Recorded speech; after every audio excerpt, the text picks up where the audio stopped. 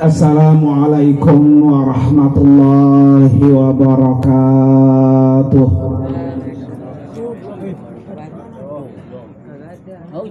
Bismillahirrahmanirrahim. Alhamdulillah.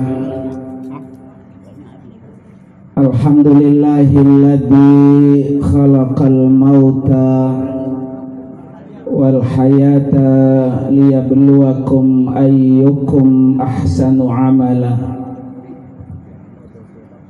Asyhadu an la ilaha illallah wahdahu la syarikalah wa asyhadu anna sayyidana wa nabiyyana Muhammadan abduhu wa rasuluhu la nabiyya ba'dah. Allahumma salli wa sallim wa barik ala sayyidina Muhammadin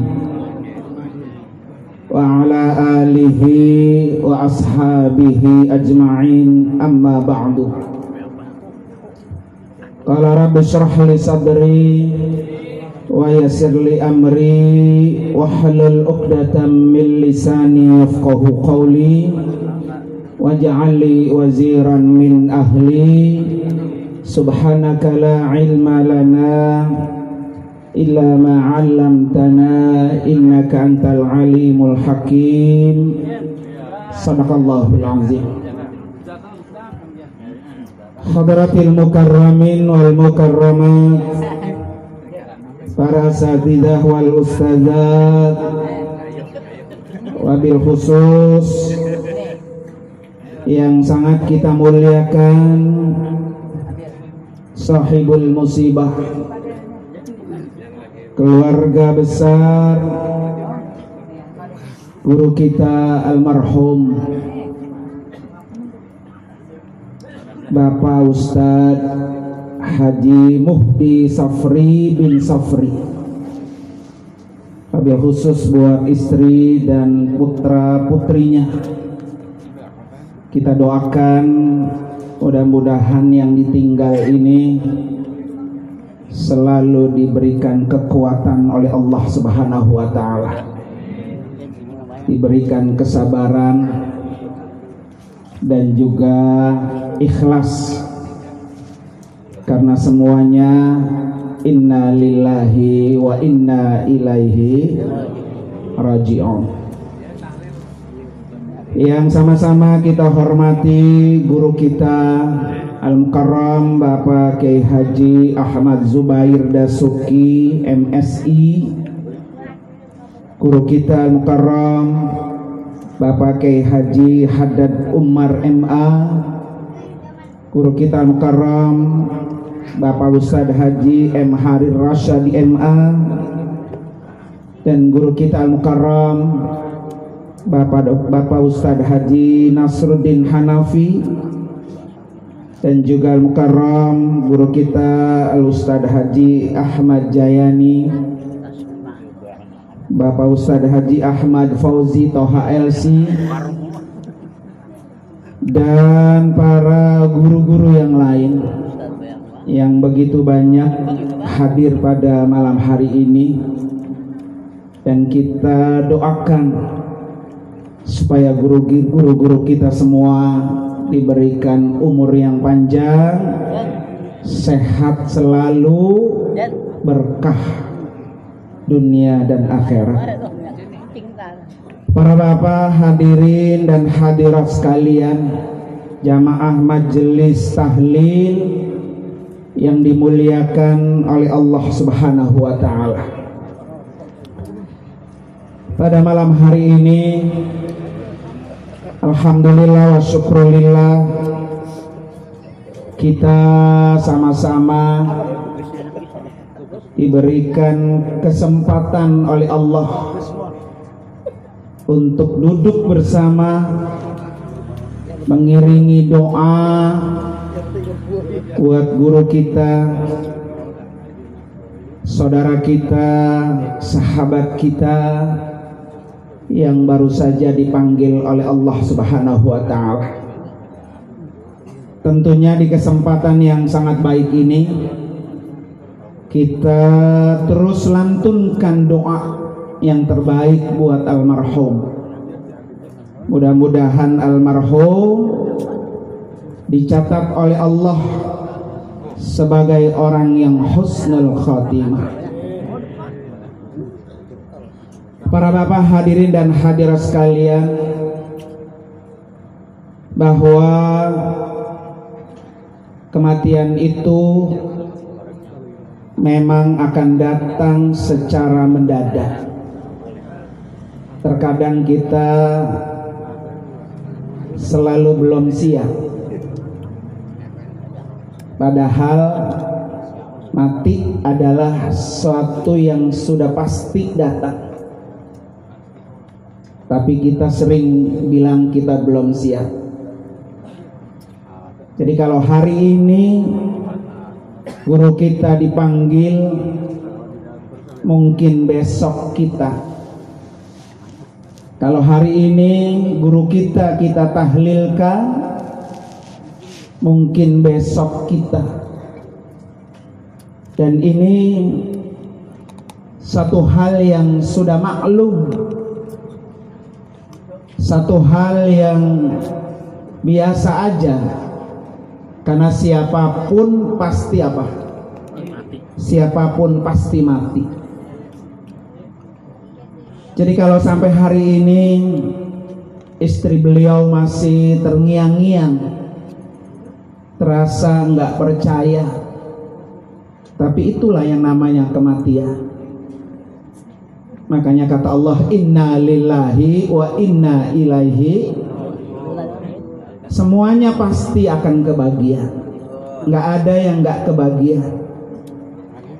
Yang seger buger, sehat banget, dia juga pasti apa? Mati. Yang sakit-sakitan juga pasti. Yang muda mati. Yang tua juga apa? Karena itu buat istri beliau ya memang berat meninggalkan sesuatu yang dicintai. Tetapi insya Allah ini yang terbaik yang Allah berikan. Kita tidak tahu apa dibalik hikmah ini semua. Dan saya yakin putra dan putrinya yang ditinggal ini kelak akan menjadi orang yang kuat, orang yang tangguh. Karena biasanya orang yang ditinggal mati oleh ayahnya, dia akan menjadi anak yang kuat seperti Rasulullah Sallallahu Alaihi Wasallam. Nabi lahir dengan kondisi yang sudah tidak berayah, tapi Rasulullah menjadi contoh orang yang paling kuat terhadap kehidupan ini. Maka karena itu kita doakan mudah-mudahan ketiga anak almarhum kelak menjadi anak yang kuat, anak yang sukses, anak yang berhasil, anak yang bisa menjadi ladang pahala buat orang tuanya. Para bapak hadirin dan hadirat sekalian, kalau di dalam firman Allah surah Yasin ayat 12, di mana kata Allah, inna nahnu nuhyil mauta wa naktubu ma qaddamu wa atharahum wa kulla syai'in ahsaynahu fi imamin mubin. Di mana kata Allah, sesungguhnya kami menghidupkan orang yang mati dan kami catat semua yang telah mereka lakukan dan bekas-bekas yang mereka tinggalkan, dan semuanya kami kumpulkan di dalam kitab catatan amal yang nyata. Para bapak hadirin sekalian, yang terpenting buat kita adalah malam hari ini almarhum memberikan catatan-catatan hidupnya yang sangat baik. Siapapun orangnya, jika ketemu dengan almarhum pasti gembira, pasti tertawa, pasti senang, karena almarhum orangnya sangat ceria. Bekas-bekas yang dilakukan oleh almarhum ini di mata Allah tercatat sangat rapi. Bisakah kita ketika kita kembali ke hadirat Allah seperti almarhum memiliki catatan dan bekas-bekas hidup kita ini menjadi satu amalan, satu pahala yang terus mengalir? Jawabannya adalah masing-masing. Tapi almarhum pada malam hari ini memberikan nasihat yang sangat luar biasa. Almarhum waktunya benar-benar habis buat mengajar. Kemarin saya sempat bikin sebuah tulisan khusus buat almarhum, dan salah satu rekannya yang paling setia di kantor MTS itu Guru Fauzan dan juga Guru Syarif. Kebetulan saya tidak bisa wawancarai Guru Syarif, ya keburu pulang hari itu, maksudnya bukan sekarang. Bahwa memang ternyata almarhum ini mengajar sejak lulus tahun 90. Beliau lulus langsung diangkat menjadi guru bakti dan mengajar sampai 2020, 30 tahun. Usia beliau 50 tahun. Lebih dari separuh usianya digunakan buat mengajar. Berarti pula kalau dari 90 sampai 20 ini ya, berarti kalau di jumlah total jenderal berapa ribu murid beliau. Dan ini merupakan satu bekas yang menjadi catatan sejarah dan tidak bisa dihilangkan.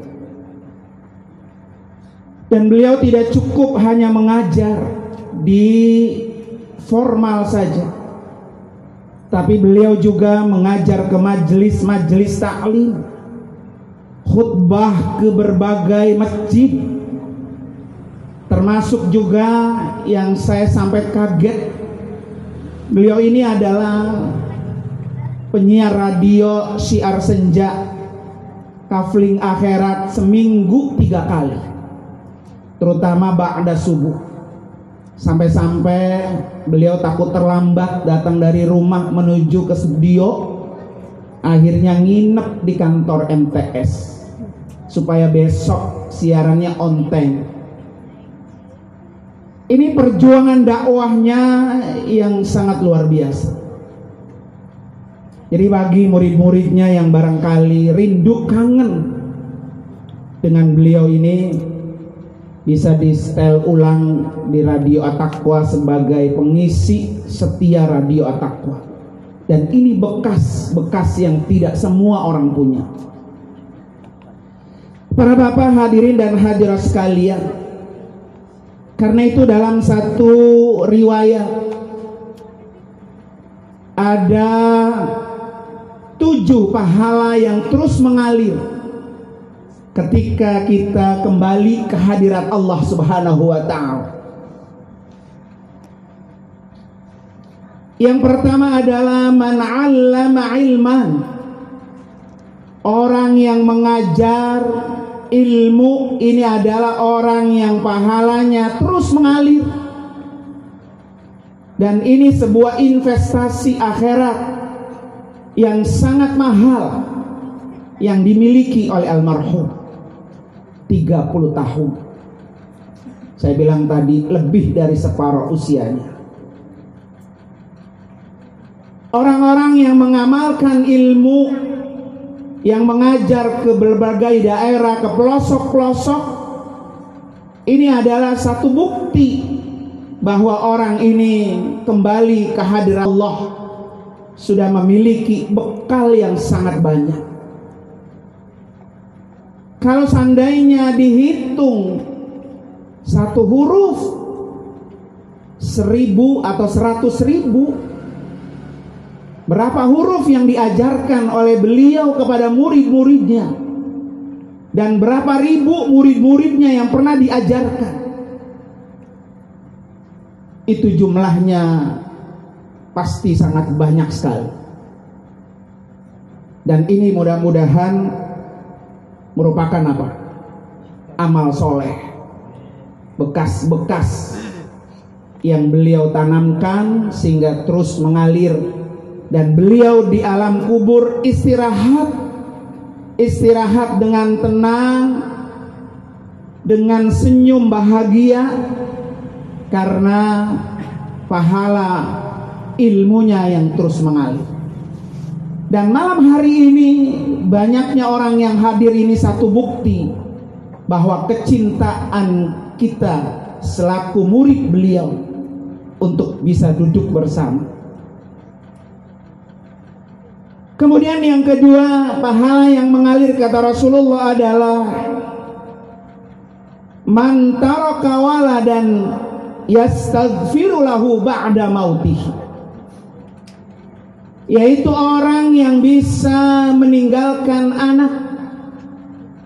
anak yang selalu beristighfar buat orang yang meninggalkan kita. Makanya dalam hadis ini disebutkan oleh Nabi walad.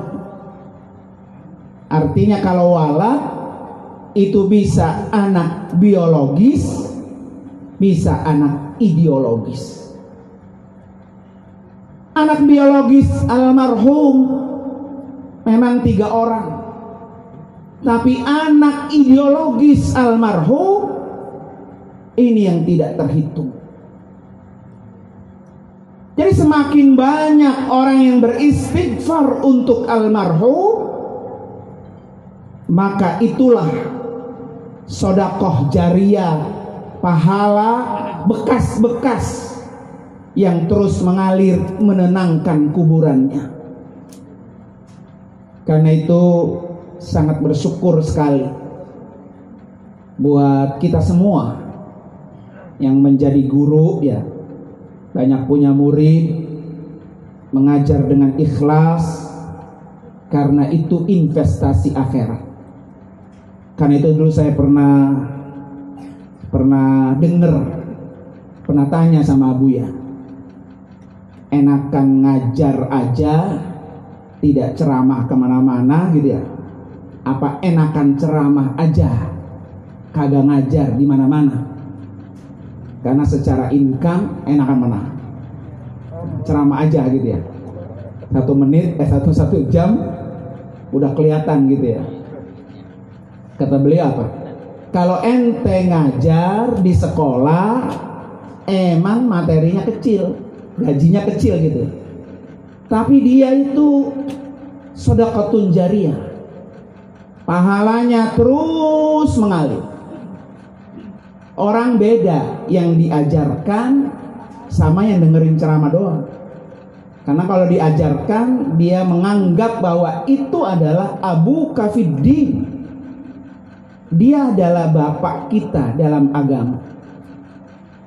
Tapi kalau ente ceramah doang katanya, ya kan, sekali ceramah orang gak nganggap itu gurunya. Bahkan kadang-kadang kalau penceramah yang banyak lucunya, yang diingat apa? Lucunya, bukan ilmunya. Jadi yang bagus ngajar juga, ceramah juga, ya kan? Double namanya.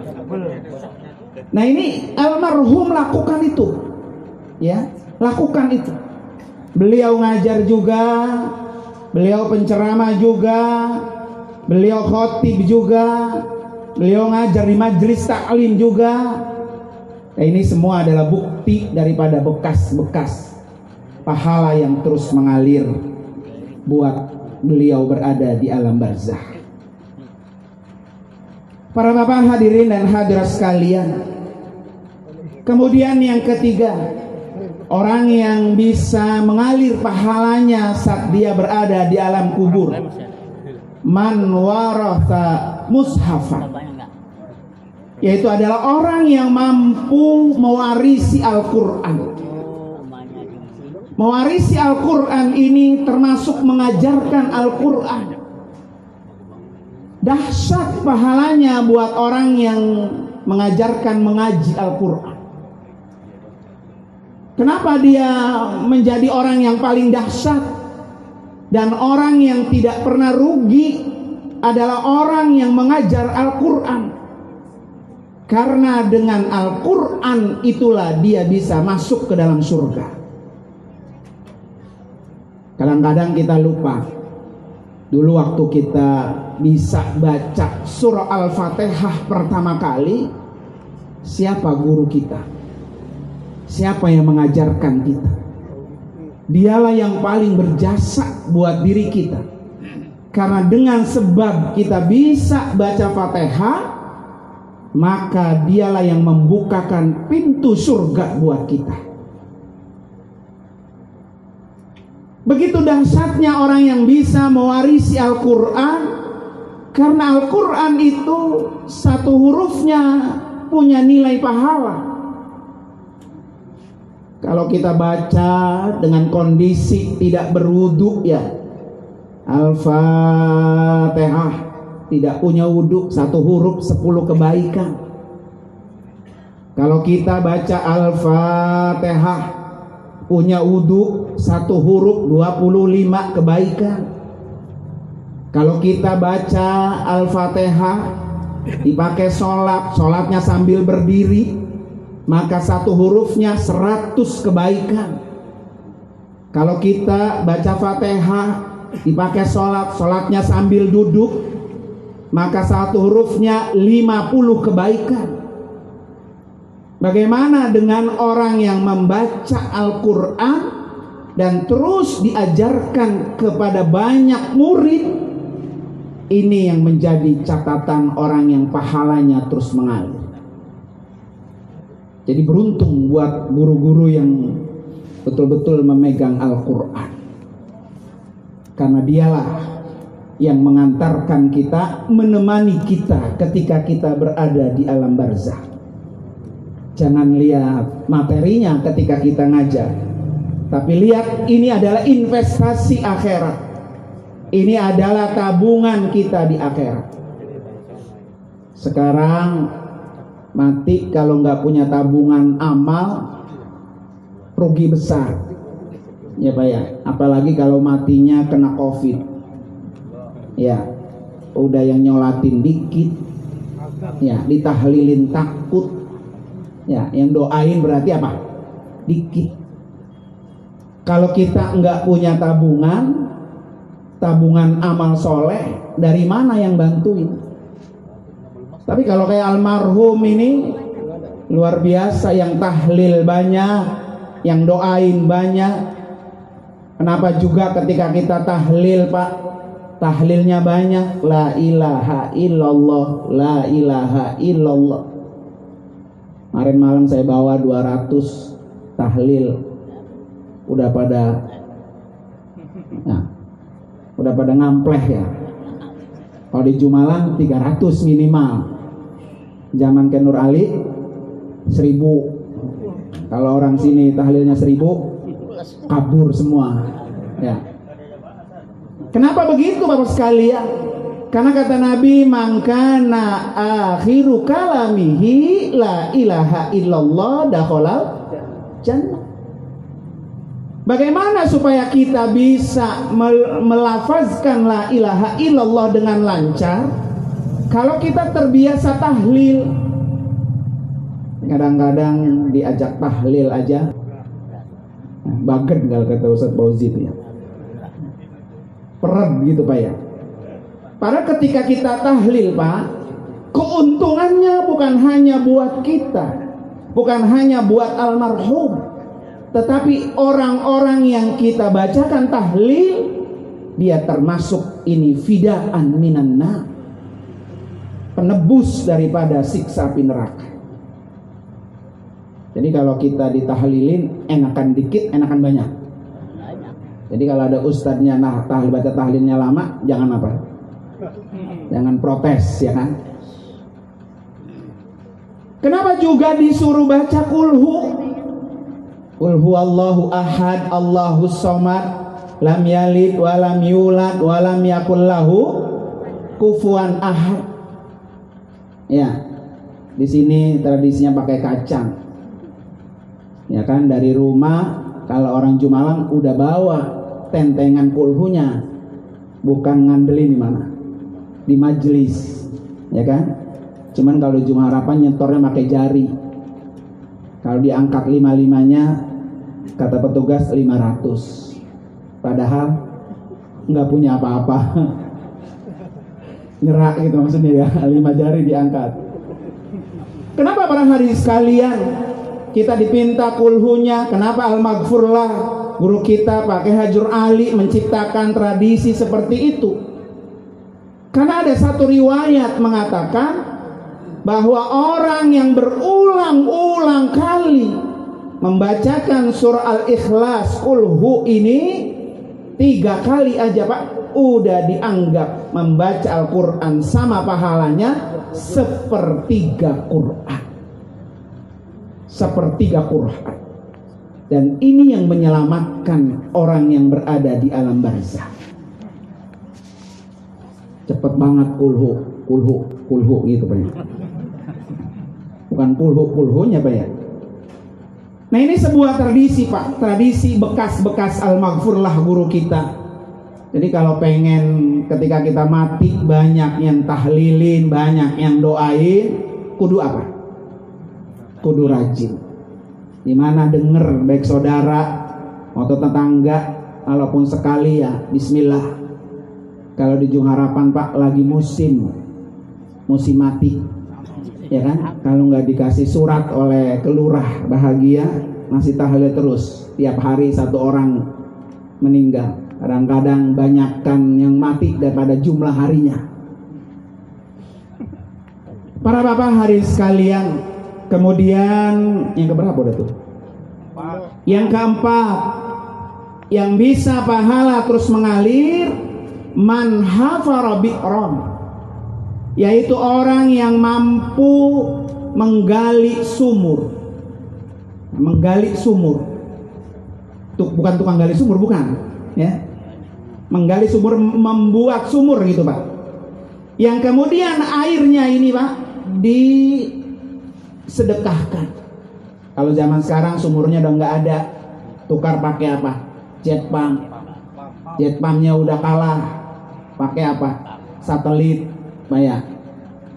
Siapa yang bisa nyumbang itu terus dihadiahkan, kemudian diinfakkan, dan selama itu jet pumpnya masih berfungsi Pak, maka selama itu pula pahalanya betul mengalir.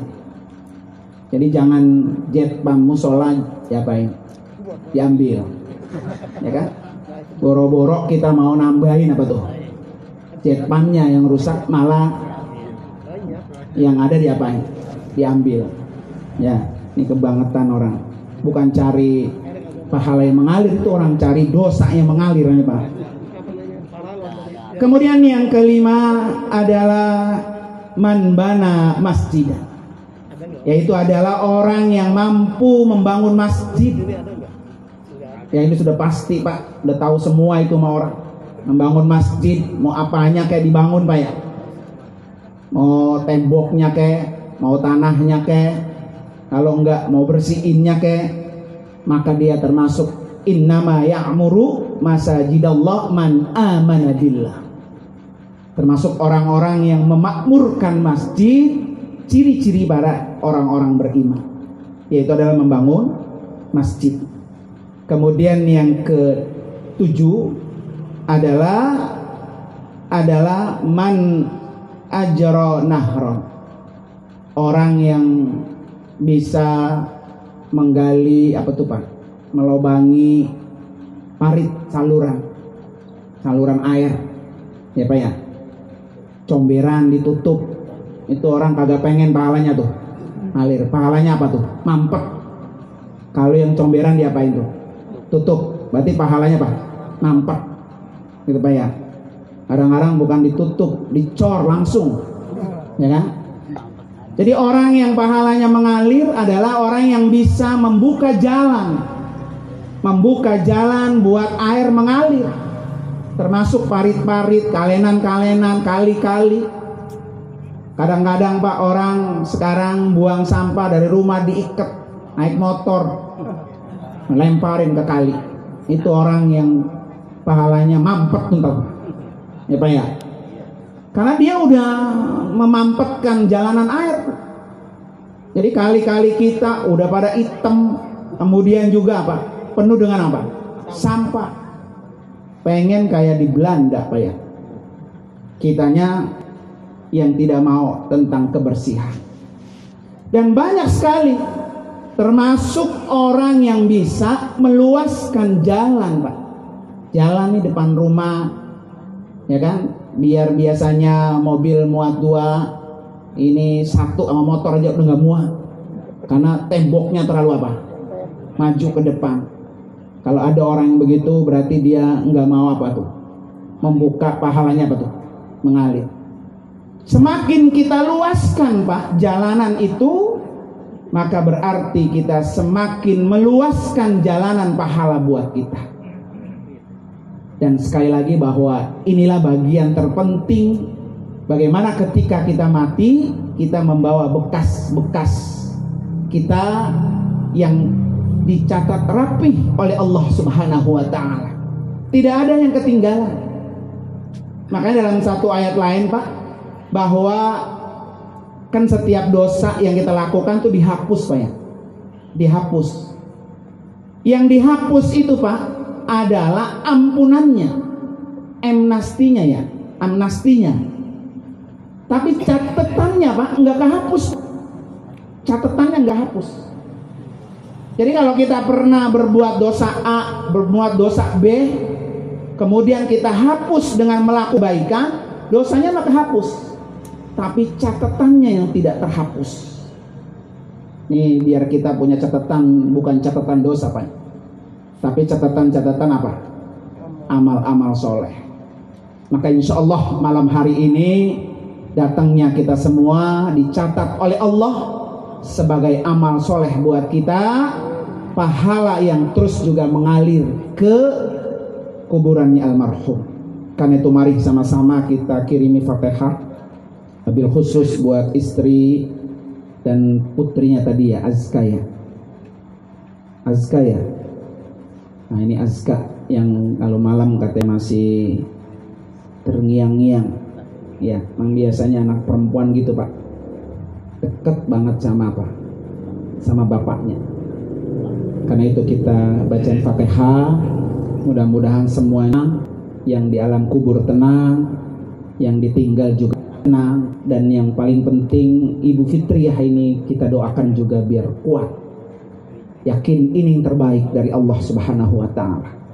Dan yang paling saya gembira bahwa almarhum beserta istri Pak termasuk orang yang sudah sempurna rukun Islam.